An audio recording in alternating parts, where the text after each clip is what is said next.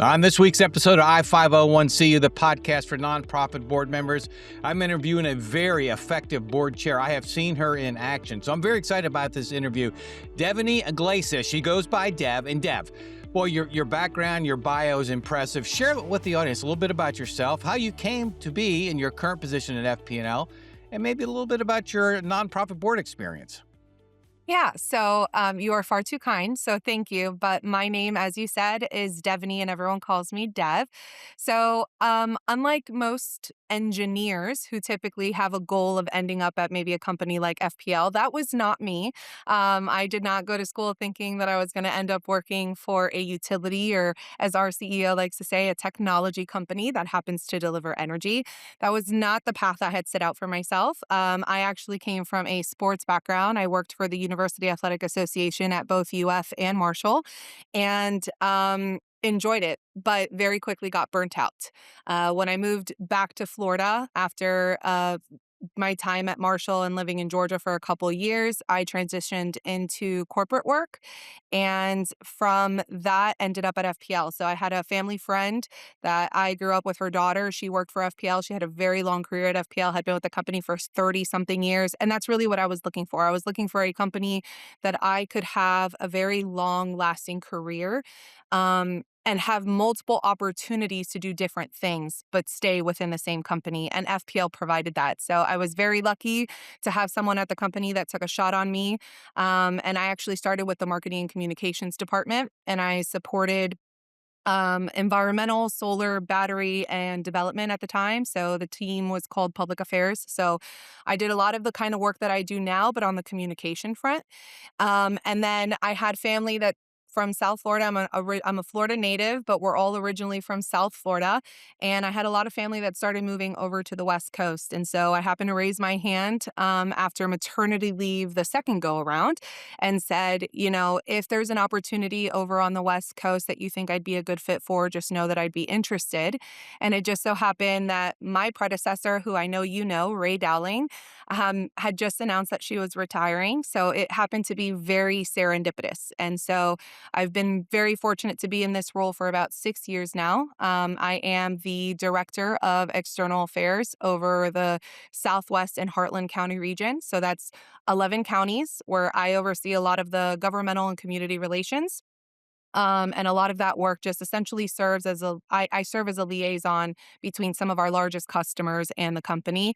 And then during storm operations, I serve out of their emergency operations center, and I'm their link back to what's going on at FPL from a restoration standpoint following a storm. Oh, quite important. But what I find very interesting, well, you are cut out for this role. So, Director, External Affairs, you are out in the community, and this really coincides nicely, or maybe leads to your nonprofit experience. And you sit on a number of boards. Can you tell the audience a little bit about the boards you have sat on, and then we're going to get into a little bit more detail. Absolutely. So I currently sit on five. One of the ones that I recently came off of was the Girl Scouts of Gulf Coast. So I was on their board, but had to step down. I ended up stretching myself a little too thin, but I still currently sit on five boards that range from business development type boards to nonprofit. So I serve on the Bishop Museum, the United Way Suncoast, and then I serve on the Manatee Chamber and the Sarasota EDC, as well as the Bradenton area EDC. And when I first came over to the West Coast, one of the ways for me to connect as quickly as possible was to get engaged with some of those business organizations. So the EDCs, the chambers, it was really important for me to get involved in there because a lot of the folks that I needed to be engaged with were sitting around those tables at board meetings. And an a fortunate consequence of being batted by storms for several years. I feel like as soon as I moved, it was storms every single year. So, one of the unintended consequences of that was, you become everyone's favorite person following a hurricane. And so I found myself quickly forming relationships, and it allowed me the opportunity to form the relationships that they felt I would be a good fit for those boards. And so I very quickly ended up on a lot of boards all at once. It was a little bit of a crash course. I ended up actually taking Gulf Coast Community Foundation's board leadership course that they had, which was very helpful as well as I started my journey. And I found myself in just really unique positions on the boards. All of my organizations were going through something in one way or another. And I am a very solutions based person. So I enjoyed those, difficult conversations so that we could always find a path to yes. That's literally what I do in my job on a day-to-day basis is someone calls me that there's an issue and I find the path to yes. So I really enjoyed that. And as a competitive person, that was always the go-to. It's how do I get to that yes at the end? And you do such a very nice job, and you got such a nice demeanor about you, and you have this experience with these boards. And in your mind, what makes for an effective nonprofit board? What are the characteristics of an effective nonprofit board? Engagement for me is really the key. And I think working towards a common goal. I think oftentimes what happens in some of these boardrooms is it's a lot of rinse and repeat. And when things are going well, you get comfortable. And I have found myself in situations in some of these boards where the board has gotten comfortable and I end up coming in when we've gotten a little too comfortable and something happens and there's a shakeup. And I think that's what I have learned in my board leadership. And what I think makes a good board is making sure that you're putting goalposts in front of your board. What is the goal for that year, for the next 3 years?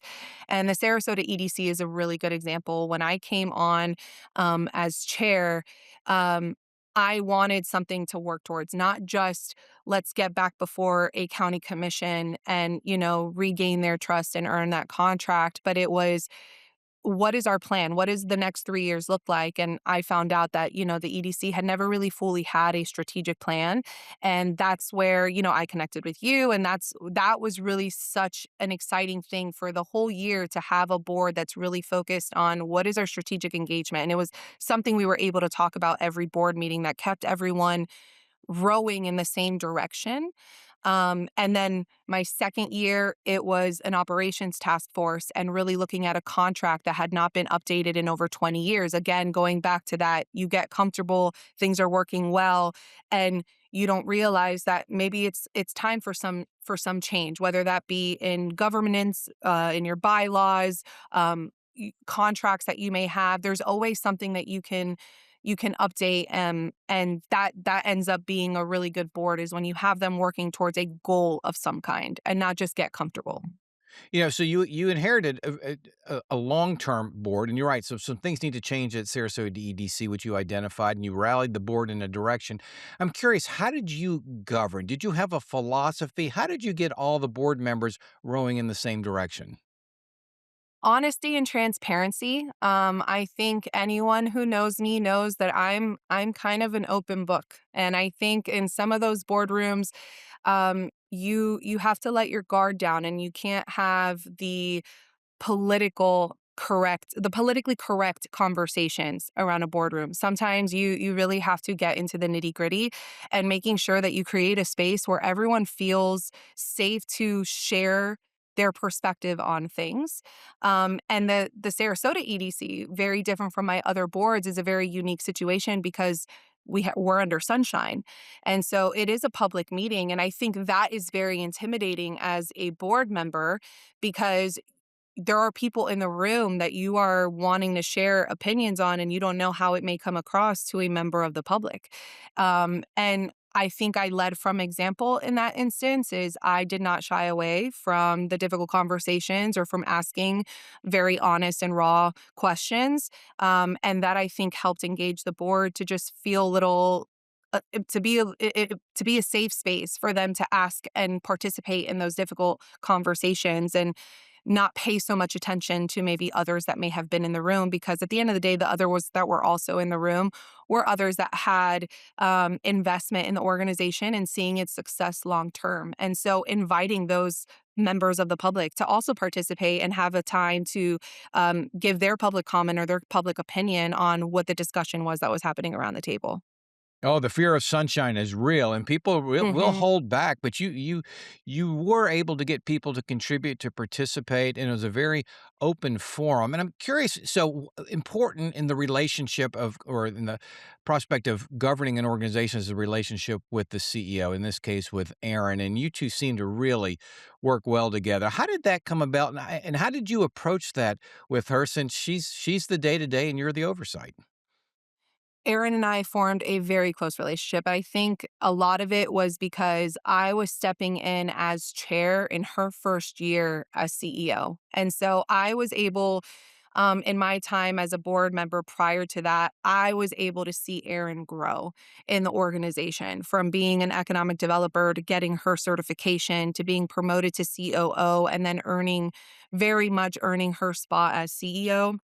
And so as a board chair for her first year, it really was just I wanted her to be so successful that no one could question why she was chosen as CEO. So our relationship was really formed of let's just help each other succeed here.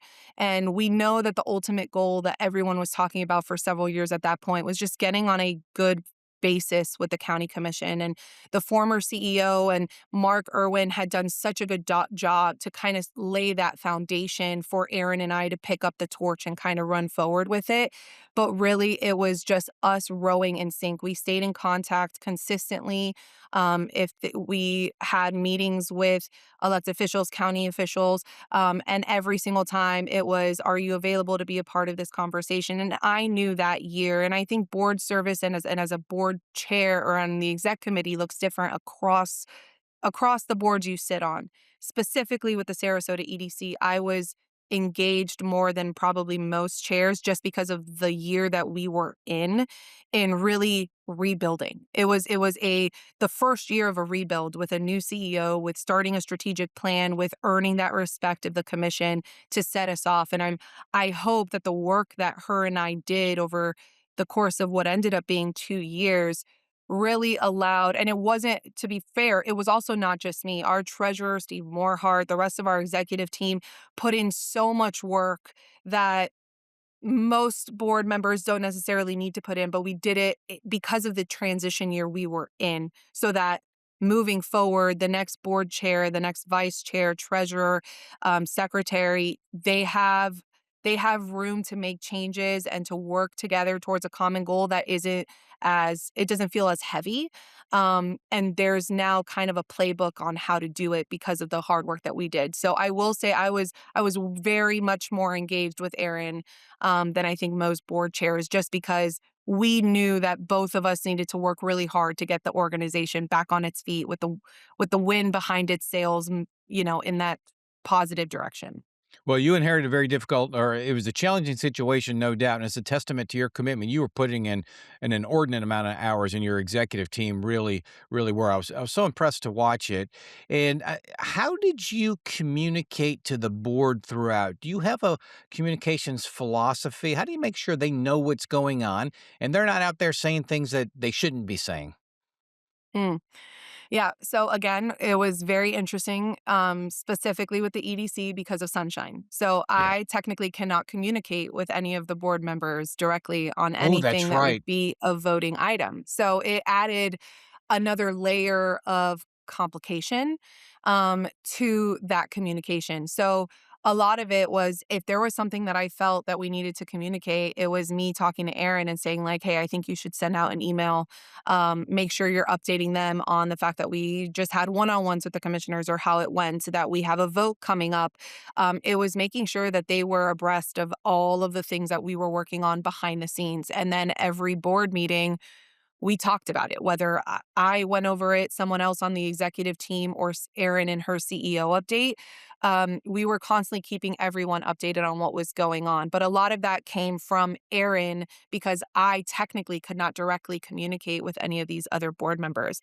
On some of my other boards, um, a lot of it was just making one-on-one calls. If there were important conversations that needed to take place, I'd pick up the phone and just call board members and just say, "Hey, what are you hearing about this?" Because a lot of the other boards that I sit on, there might be external people that maybe are not involved in the organization, but have investment in what the organization is doing that have strong opinions one way or another.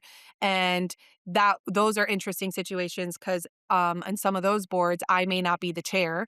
At the time, I wasn't even on the executive committee, but because of the work that I had done with the Sarasota EDC and just the reputation I had built for myself within the business community, they would call me to just vent about their opinion or their thoughts on one thing or another. And I would pick up the phone and call the chair, or I would say, "Hey, are you comfortable?" To the chair, I would say, "Are you comfortable with me sharing your contact information so you can hear directly from some of these community members that have opinions and thoughts?" And it really allowed again for that open dialogue because I think so often that what happens in boards, especially very large boards, is exec committee determines everything. And then you show up as a board and you're just rubber stamping whatever the executive committee decided on in a private setting. And that's something that I think that's where I think boards start getting comfortable and you're not really sure what your board seat does or what your responsibilities are. And so it goes back to just really understanding what your role is, having the open discussion with the rest of the board members, and having a common goal that everyone is contributing towards. Because otherwise, you're filling a seat and taking an hour or 2 hours out of your day just to vote yes on items that other people already kind of approved. You've referenced this a few times throughout our conversation. That's the engagement of the board, the participation, in it's how do you create an environment where they want to attend meetings? One, and I notice your meetings are always extremely well attended, which could easily have not been the case. How did you encourage participation for board members? What is your recommendation to other board chairs to ensure that you get the feedback and input and the participation from all other board members? Yep, I think it all goes back to it goes back to governance and when you're interviewing those potential candidates to fill a board seat. Um, there was a lot of turnover from when I first joined, for example, the Sarasota EDC board to the board that we have today. And a lot of the work really goes back to just governance in general. And because of my seat, I sat for Sarasota. I sat as board chair, but I was on the executive committee as well as the governance committee. And then during the years of the special committees for the strategic plan and operations, I also served as chair of those. So it was multiple committees that I was involved in. And so I was part of governance from an early onset, even before I was officially on the executive committee. And the conversations started at that level. It was the next board member we're looking at needs to be engaged. Another thing that ends up happening is you have legacy board members that it's like a legacy investor as a company. And when that board member that maybe was super engaged, super involved, had a passion for the organization, either retires or serves out their term, you don't want to lose that investor. And so you just ask them for someone else to fill the seat. And it just so happens that that next person that fills a seat may not have as much buy-in into the mission, may not have as much commitment. And so again, some of those very honest conversations had to happen back in governance of, you know, do we risk possibly losing this company as an investor, or do we risk having a board member that's maybe not as engaged? And so that's when you have to have the faith in your CEO, your development team at that organization, that they can maintain the relationship at a community level with leadership there, and then maybe establish an actual interview process. It's not a guarantee that the person that they want to fill a seat is just automatically put into that seat. It's going through a formal interview process of sitting down with a member of the organization and a member of the board, and then having rolling out, this is what we expect from an engagement level, from a participation and attendance level, and then bringing that back to governance and having the honest discussion of, okay, is this a person the right fit? So I think a lot of that work goes back to governance. And I think it's always interesting in different boards because you do have boards where there's just an expectation that if you are giving a certain amount, you're automatically given a board seat and you may or may not ever show up to those board meetings. Again, I think those are conversations that have to happen at a board level of just, listen, this is what we're seeing. This is what the percentages of engagement or the percentage of attendances, and you have to essentially put in your bylaw. Well, for us, we looked at actually having an attendance requirement, and we review people's attendance and ask if they're not going to be in attendance, what the reasoning may be. We were also in an interesting time coming out of COVID where folks got real comfortable just being virtual. And there is such a difference from virtual engagement to in-person engagement. And so now there's not an automatic virtual option unless you specifically email and say, I am going to be out of the country, but still want to be participating. That's when you maybe get the link, but it is no longer it's no longer an automatic, hey, you can either join virtually or in person. We've taken that out of the mix because it's always going to be more convenient to just click on the link from maybe the house, or if you're driving and maybe you're focused on something else and not focused on the meeting. Deb, that's excellent, excellent advice you just gave. And I know a lot of boards are grappling with that, and they're going to really enjoy hearing this.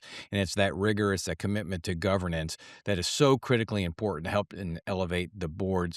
So you've been a board chair multiple times. What is the most rewarding let me start with challenging. What is the most challenging aspect of being a board chair?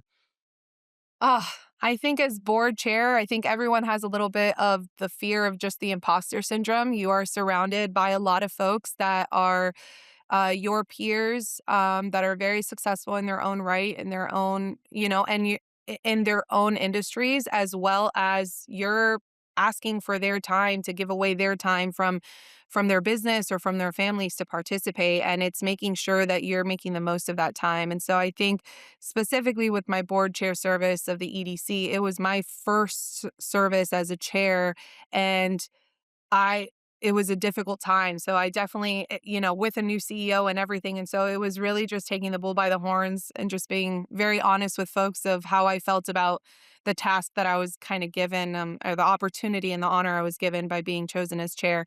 So the most challenging is getting over yourself. I think at the beginning, it's just getting over the mentality of, why am I the one leading, and why would anyone around the table listen to me?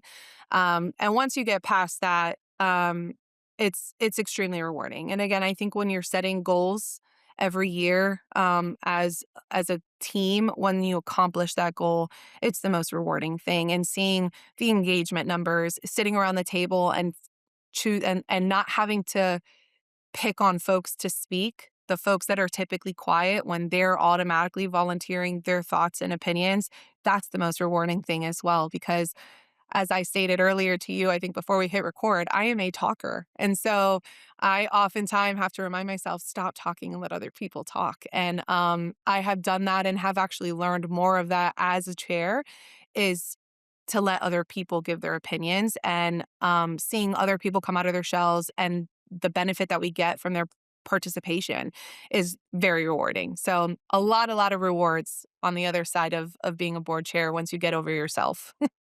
Well, Dev, you may be a self-proclaimed talker, but what you say is very meaningful work, and the people are going to enjoy this podcast because so much good information in there. And it's been fun to watch you navigate apparently your first role as board chair. I never would have known that. Dev Iglesias, so thank you so much for coming on the podcast today. It's been a pleasure having you. Absolutely. Thank you for having me, guys. What a great interview with Dev Iglesias. And now we move into the audience's favorite segment of the podcast. That's Recapping with Reed. Reed, you heard the same interview I did. What are your 3 takeaways? Dev's keys for an effective nonprofit board member are to be engaged, have your board working towards a common goal. If everyone knows what they're working towards, they're more likely to show up engaged. So she liked to put goal posts in front of her board to keep them focused, but engagement and working towards a common goal. And number 2. Her keys to govern the board are through honesty and transparency. She said that she wants everyone in her boardroom to feel safe sharing their opinions, asking those questions, because we all know if you have a question, it's very likely somebody else has that same question. Somebody just needs to ask it.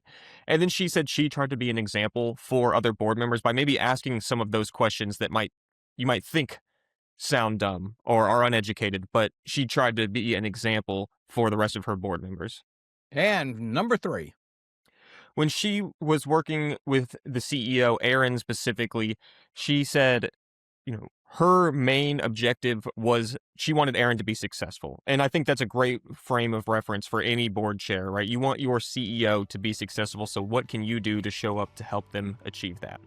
I'm glad you noted that because that is really, really important, certainly to the CEO, executive director. So there you have it, ladies and gentlemen, recapping a read, his 3 takeaways from our interview with Dev Iglesias. And we will I-501 see you next time.